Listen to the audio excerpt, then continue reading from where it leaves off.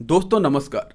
यदि आप उत्तराखंड के पांचवें धाम श्री सेम नागराजा मंदिर की यात्रा पर आते हैं, आपके पास सीमित खर्चा है, आपको किसी कारणवश विलंब हो जाता है और हर हाल में आपको रात्रि विश्राम की आवश्यकता है।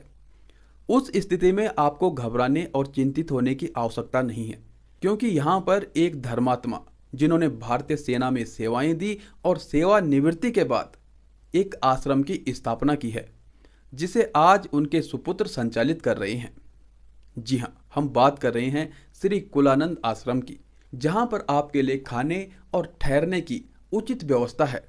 आपको वहाँ पे सब कुछ मिलेगा, चाय पानी मिलेगी, आपको नहाने धोने के लिए गर्म पानी मिलेगा, स्पेशल गीजर लगे हुए हैं। उस धर्मात्मा के द्वारा स्थापित किए गए इस आश्रम में गौशाला भी है। आप अपनी स्वेच्छा से यहाँ पे दान दे सकते हैं और यहाँ की सुविधाओं का लाभ उठा सकते हैं। हम आश्रम में संचालक मंडली से मिलेंगे, उनसे बातें करेंगे, यहाँ पे आए हुए महान भावों से मिलेंगे, साथ ही जो यहाँ पे ठहरे हुए यात्री हैं जिन्होंने यहाँ पे सुविधाओं का लाभ उठाया है, उनसे बातें करेंगे और आपके साथ उसे शेयर करेंगे। तो चलिए आश्रम की तरफ चलते हैं। तो साथियों, आप देख सकते हैं कि यहाँ पे स्वामी कुलानंद महाराज जी की मूर्ति है। अब ये शरीर में नहीं है और इस मूर्ति के रूप में ही इनके दर्शन हम कर पाते हैं। उनकी जो शक्ति है, उनकी जो आस्था है, वो कहीं ना कहीं आश्रम में जो संचालक है उनके द्वारा संचालित की जा रही है। और लगातार यहाँ पे जो श्रद्धालु हैं वो आते हैं, ठहरते हैं, यहाँ की सुविधाओं का लाभ लेते हैं। तो हमारे साथ एक स्वामी जी हैं। तो सबसे पहले हम आपका परिचय जानना चाहेंगे। भरत जी महाराज जी, दंडे आश्रम गंगोत्री धाम। महाराज जी, हाँ। आश्रम के बारे में और यहाँ के बारे में संक्षेप में कुछ जानकारी हम आपसे जानना चाहेंगे। हाँ, तो सबसे पहले आप सभी को जो है सेम नागराज जी की ओर से जो है नमन वंदन करते हैं और आशीर्वाद प्रदान करते हैं।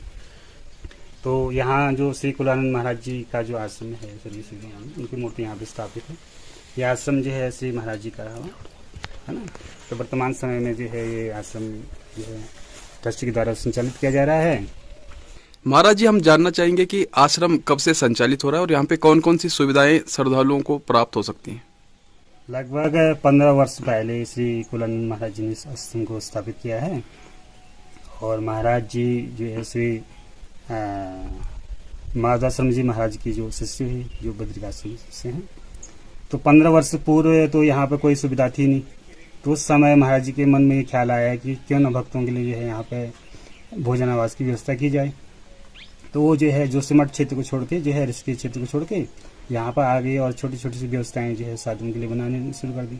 तो पुराना आश्रम आपने देखा होगा, श्री कृष्ण संत निवास के नाम से है ना। उस समय फिर जो संतों के लिए जो है और साधु संतों के लिए, यात्रियों के लिए जो है उन्हें छोटी छोटी व्यवस्थाएं करी।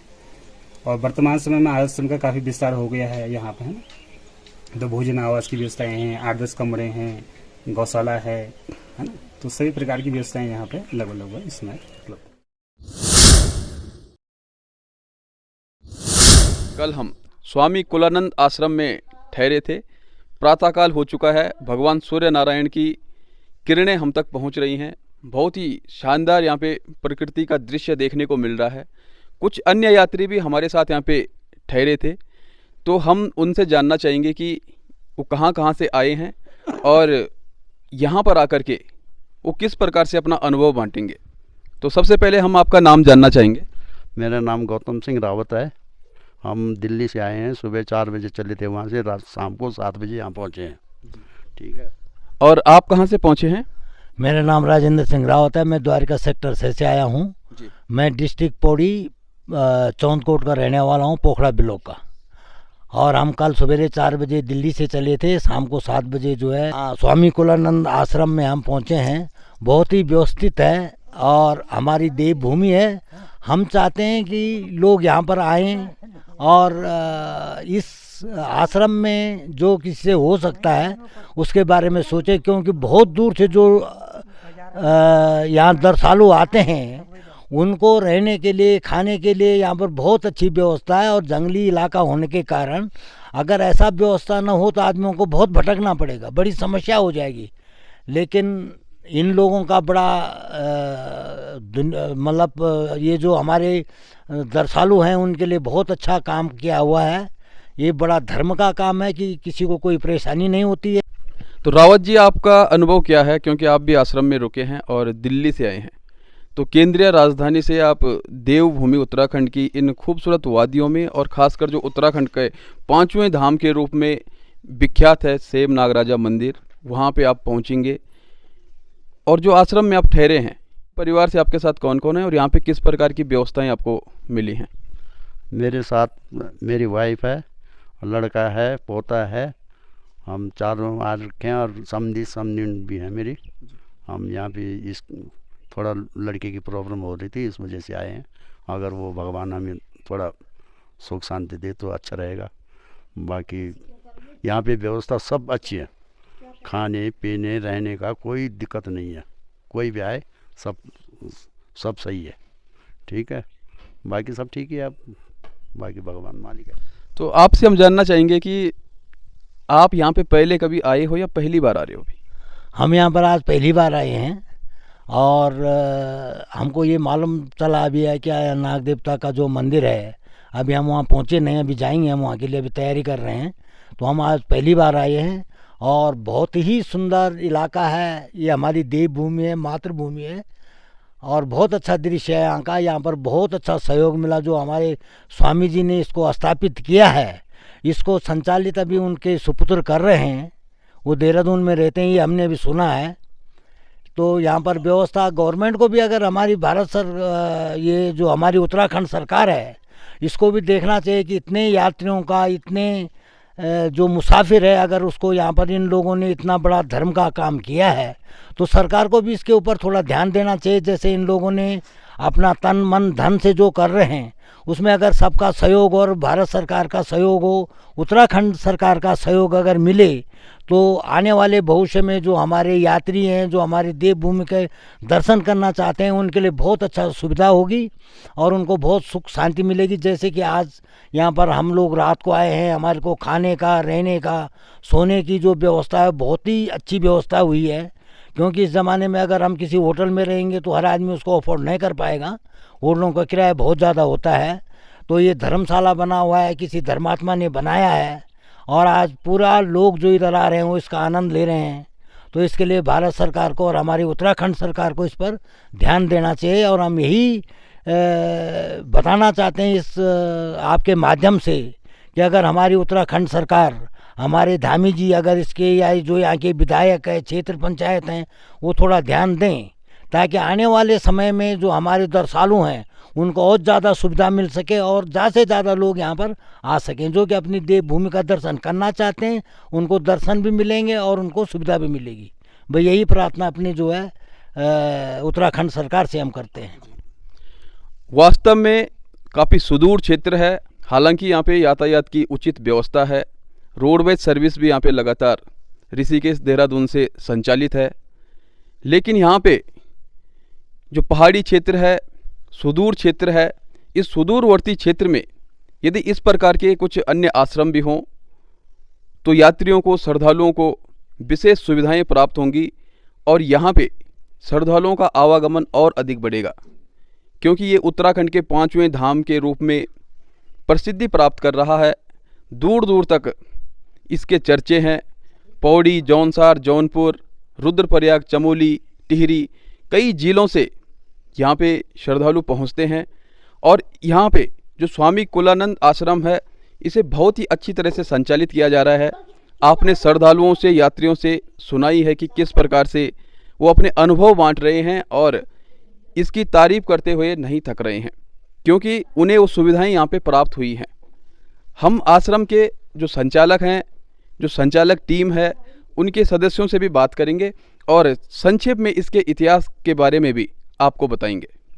हमारे साथ यहाँ पे चमोली जी जुड़े हैं, जिन्हें हम लगातार यहाँ पे देख रहे हैं कि अटूट मेहनत से ये श्रद्धालुओं को जो सुविधाएं प्राप्त करवा रहे हैं, वो वास्तव में काबिले तारीफ़ है। साथ में नेगी जी हमारे साथ में हैं। ये यमकेश्वर ब्लॉक से हैं। यमकेश्वर ब्लॉक जो कि पौड़ी गढ़वाल ज़िले के अंतर्गत है।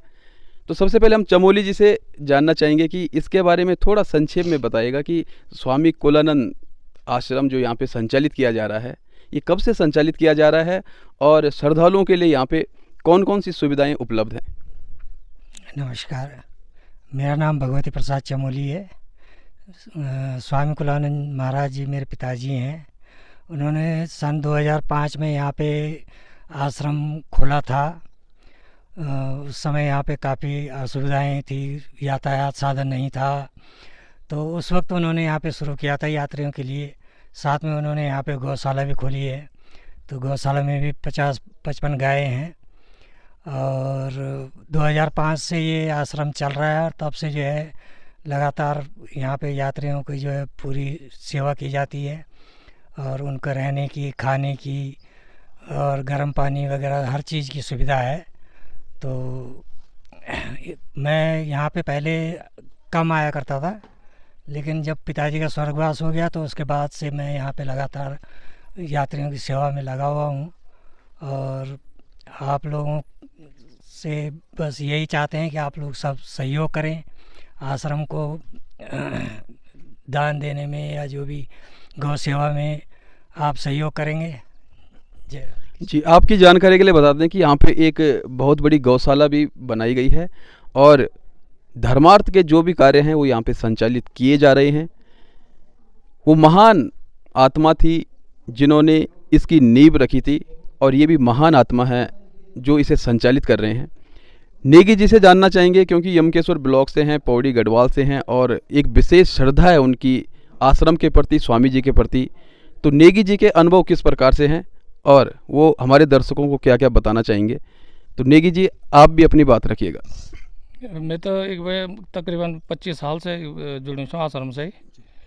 तो उन लोग बहुत एक मतलब आभार छे कि उन इतना व्यवस्था करी श्रद्धालुओं को। हालांकि सबसे पहले तो एक रियाणक व्यवस्था, अब जन बहर बेटन कोई यात्री आल तो उन मथा तो खैर बाद में टिकना, सबसे पहले तो व्यवस्था ऋणक चाहिए भाई रात ऋण कक। अब उन लोगों की इतना व्यवस्था रहे कि एकदम खान पान से लेकर सब फ्री सेवा चाहिए। अब इस बारे में समस्या है कि आश्रम चलाने को तो पैसा चाहिए जन, तो पैसा कई माध्यम से हाल जो हमारे जितना भी चैनल माध्यम से पहुँचाना चाहिए, जितना भी श्रद्धालु जन जो नागजा भगवान तक मान जन, तो उन लोग तक कुछ ना कुछ सेवा जो है आश्रम को न कन चाहिए। धन्यवाद। वास्तव में किसी भी व्यवस्था को चलाने के लिए आर्थिक स्थिति अच्छी होनी चाहिए हमारी, और कहीं ना कहीं हमें डोनेशन की ज़रूरत पड़ती है। आश्रम का संचालन बखूबी किया जा रहा है और बहुत ही एक छोटा सा दान देकर के आप यहाँ पे सहयोग कर सकते हैं। आप जब कभी भी आएँ तो स्वामी कुलानंद आश्रम में ज़रूर रुकिएगा, यहाँ की व्यवस्थाओं को देखिएगा। साधारण तौर पे बिना किसी दिखावे की सारी सुविधाएं यहाँ पे उपलब्ध की जा रही हैं, और वो भी जो उत्तराखंडी हमारा हृदय है, जिसमें अतिथि देवो भव की परंपरा को विशेष मान्यता दी जाती है। समग्र विश्व को ही परिवार के रूप में माना जाता है। वो यहाँ पे चरितार्थ हो रही है, साकार हो रही है, और उसके दर्शन हम कर पा रहे हैं। तमाम महान भाव जिनसे हमारी बात हुई है, हम उनका आभार व्यक्त करते हैं। और स्वामी कुलानंद आश्रम से अभी के लिए हम आपसे विदा लेते हैं और बहुत जल्द एक सकारात्मक रिपोर्ट के साथ आपसे पुनः मुलाकात होगी। तब तक के लिए नमस्कार। तो महाराज जी, आप जो श्रद्धालु यहाँ पे आएंगे इस वीडियो के माध्यम से जो देख रहे होंगे, उनके लिए क्या संदेश देंगे आप? सभी तो हमारे तो यही है कि भाई सेम नागराज जी के जो दर्शन के लिए जो यात्री यहाँ पर आते हैं वो श्रद्धा भाव से यहाँ पे आएँ और श्री नागराज जी के दर्शन करें। यहाँ के जो है ना श्री हरि के जो कथाएं हैं उनसे जो है प्रेरणा प्राप्त करें, है ना, और स्थानीय जो परंपराएं हैं उनसे कुछ सीखें। आज पहाड़ों में जो है पलायन हो रहा है, युवा पीढ़ियाँ जो है बहुत तेज़ी से नीचे को माइग्रेट हो रही हैं, तो हम चाहें कि वो यहाँ आएँ, यहाँ की परंपराओं को आगे विकसित करें, यहाँ की संस्कृति को जो है जन जन जन तक पहुँचाएँ। श्री हरि की कथाएँ हैं और उनका जो है अपने जीवन में उनसे प्रेरणा लें, अपने जीवन में जो है उनसे कुछ है ना आगे जो है तरक्की करें, क्षेत्र के विकास में सहयोग करें। और इस तरह से बहुत सारी जो है आकांक्षाएं उनसे हैं हमारी। जी। हाँ। तो महाराज जी बहुत बहुत धन्यवाद, आपने काफी महत्वपूर्ण जानकारियां साझा की हैं, इसके लिए हम आपका धन्यवाद करते हैं। नमस्कार। जी, हरि